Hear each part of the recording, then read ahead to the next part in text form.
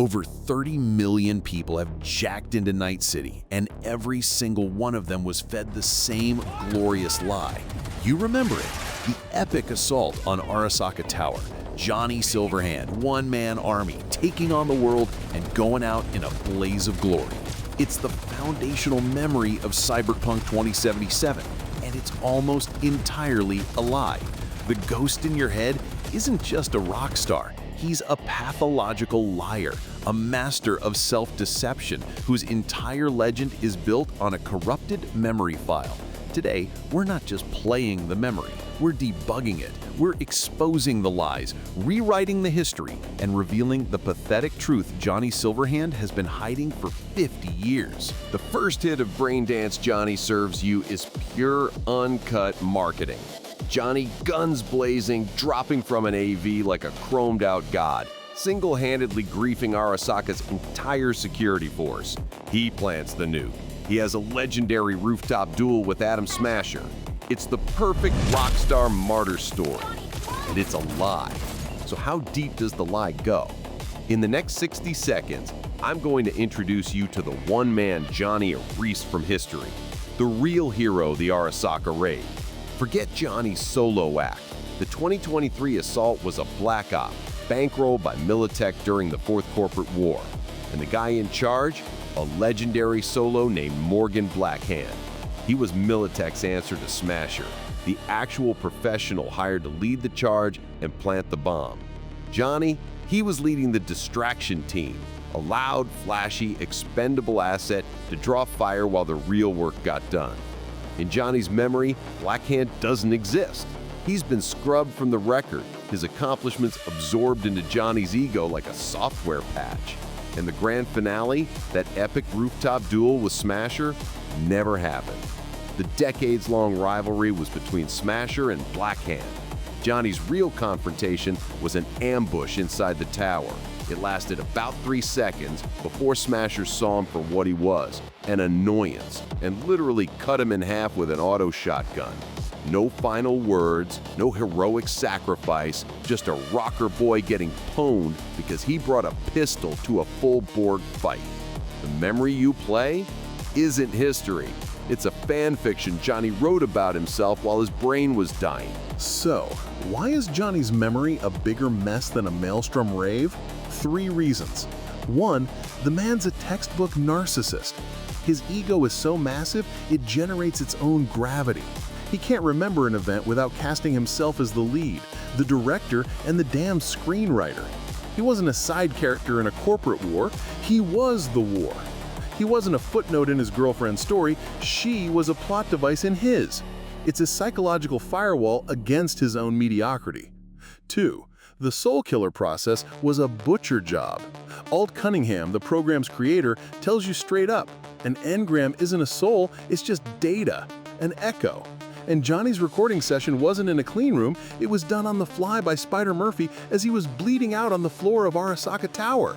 It's like trying to rip a Blu-ray while the player is on fire and being hit with a sledgehammer. Data corruption wasn't a risk, it was a guarantee. 3, he spent 50 years in jail. A digital jail, sure, but Arasaka had his engram on ice in Mikoshi for half a century. You think they just let him sit there? No, they poked him, prodded him, and ran simulations. That interrogation by Saburo Arasaka, you see, it probably never happened in MeatSpace. It was Arasaka's techs running a virtual torture chamber, sifting through his memories and almost certainly altering them, erasing inconvenient truths like Morgan Blackhand to create a more predictable, controllable ghost. What V gets isn't a man, it's a corrupted file, infected with a narcissism virus and then tampered with by the enemy for 50 years. It's a miracle he even remembers his own name. Johnny's lies don't just inflate his ego, they poison the memory of everyone he ever cared about. He turns the 2 most important women in his life, Alt Cunningham and Rogue Amendiaries, into supporting characters in his own warped tragedy. Let's start with Alt. In Johnny's head, Arasaka kidnapped her just to get to him, the big scary rock star. He then stages a heroic rescue to save his damsel in distress. It's a load of crap. Arasaka wanted Alt because she was a genius netrunner who created the single most valuable piece of software on the planet, Soul Killer. Johnny wasn't the target, he was the annoying boyfriend who tagged along. The worst part? His rescue is what got her killed. Alt's AI construct confirms it. She was already escaping, about to jack out, when Johnny stormed in, guns blazing, and pulled her plug. He didn't save her, he trapped her soul in the net forever. He caused the very tragedy he spent 50 years blaming Arasaka for. Then there's Rogue. Johnny remembers a fiery, epic romance, partners against the world. But when you let Johnny take V for a spare on a date in 2077, Rogue sets the record straight. She remembers an arrogant, toxic asshole who would, in her words, burn down half the city to prove he was right and the other half for fun. He was a disaster she had to survive, not a hero she fought alongside. His memory is a weapon, and the first casualties were the people who loved him. This isn't just a history lesson. Johnny's unreliability is an active threat, a parasitic bias engine trying to hijack these present. From the moment he appears, his first suggestion is for V to eat a bullet. That's your co-pilot. Every choice you make, he's in your ear, whispering his nihilistic black and white bullshit. Help a corpo? You're a sellout. Make a pragmatic choice? You're a coward. He frames his personal vendetta as a noble war, conveniently forgetting his last war ended with a nuke that flash-fried 500,000 people in the city center. The game even tracks his infection rate. That relationship percentage isn't a friendship meter, it's a progress bar for a hostile takeover. The higher it gets, the more V starts acting like him, even picking up his smoking habit. He's not trying to help V survive, he's trying to overwrite V, to turn them into a meat puppet he can use to get a second chance at a war he already lost. He pushes you towards Rogue not because it's the best plan, but because it's his plan. It's a nostalgia trip. He dismisses the El Decaldos not because they're weak, but because their focus on family and community is a concept his selfish, solo mindset can't even compute. He is the ultimate unreliable narrator, not just of his past, but of your future. For most of the game, Johnny's legend is bulletproof. Then comes the Chip and In quest line, and the whole damn facade begins to shatter. It starts with V letting the ghost take the wheel for a night. What follows is a pathetic bender through Johnny's past, a desperate attempt to feel something real. But the real breakdown happens at an oil field in the Badlands. After hunting down a loose end, V and Johnny find it, his grave. And it's not some glorious monument. It's a rusty refrigerator in a junkyard, an unmarked, forgotten hole in the ground. This is the moment the game allows you to confront the liar. Staring at the pathetic truth of his death, you can either coddle his ego or shove the reality of his failure in his face. For the first time, Johnny Silverhand is confronted with the truth he can't rewrite. He admits it. I fucked it all up. He let his friends down. He failed.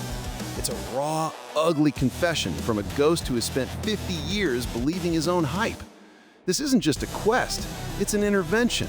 It's the first time the corrupted file begins to debug itself, and the broken, pathetic man behind the legend finally starts to emerge. Every path, every final choice, every single ending in Cyberpunk 2077 is a direct consequence of how you deal with Johnny's lies. The entire game is a test. Did you buy the legend, or did you see the truth? Side with Arasaka, and Johnny sees it as the ultimate betrayal. Proof that you learn nothing. He leaves you to rot, his worst fears about you confirmed. You rejected his narrative, and the price is a sterile corporate hell. Hand your body over to Johnny and Rogue for one last ride? That's you buying into the lie. You're giving the unreliable narrator the keys to the car, hoping he doesn't crash and burn again. It's his shot at redemption, a chance to rewrite his own ending, but it comes at the cost of Rogue's life and potentially V's existence. It's the ultimate validation of his myth. Or maybe you forge a third way with Panem and the Aldecaldos, a path that Johnny respects but never would have chosen. It's V's story, V's family, hijacking Johnny's revenge quest. It's the most hopeful path, but it's one born from seeing through Johnny's bullshit and choosing community over his brand of solo nihilism. And then there's the secret, the suicide run, The ending you only unlock by perfectly navigating his fragile ego, calling him out on his failures, but still giving him a second chance. It's the ultimate fusion of V and Johnny, a desperate final charge born from a bond forged in lies and brutal honesty. Your ending isn't just a choice, it's your final verdict on the goddamn liar in your head. So there you have it. The ghost in the machine is a glitch. Johnny Silverhand, the legendary rocker boy, is a construct of ego, trauma, and corporate tampering. His unreliability isn't a plot hole, it's the entire point. In a world drowning in corporate lies and manufactured realities, Cyberpunk 2077 puts the biggest lie of all right inside your skull. It forces you to become a detective of your own mind, to question every memory, every motivation. Johnny is the walking, talking embodiment of Night City. Flashy, charismatic, and built on a foundation of complete and utter bullshit. Now, I want to hear from you. Chip in down in the comments. What was the moment you realized Johnny was full of it? If this video helped you debug the truth, flatline that like button. And if you want more deep dives that separate the lore from the lies, go full Borg and subscribe. Don't be a construct.